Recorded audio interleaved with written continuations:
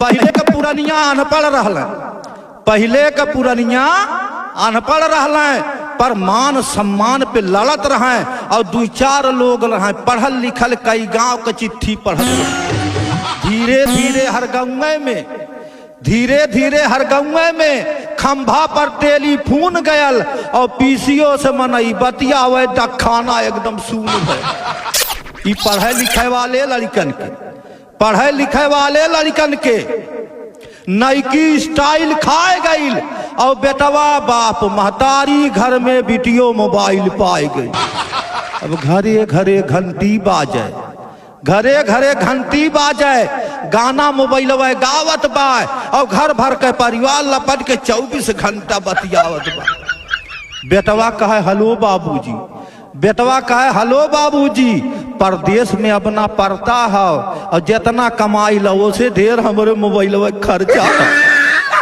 अब बाजे लगल ब्लाउज में, अब बाजे लगल ब्लाउज में हाथ डार के टोवली, कब्बो हंसाई कब रोवली, पुरखन का इज्जत धोवली और ही कर जवे पर रख के सोवली। आजकल के नईकी पीढ़ी, आजकल के नईकी पीढ़ी हमहन का समझा गुरु हो गई और यहर मोबाइल वहर मोबाइल प्रेम कहानी शुरू हो गई। पढ़ाई लिखे से मतलब ना, पढ़ाई लिखे से मतलब ना, दिन भर मिसकलवे मारे और ओकरे मोबाइल में पैसा अपने घरे से डारे। काम न कौनो धंधा बा, काम न कौनो धंधा बा, आवारा बन के घूमे और यहर वहर से दोनों जने मोबाइल पकड़ के चुम्मे, यहर वहर से दोनों जने मोबाइल पकड़ के चुम्मे।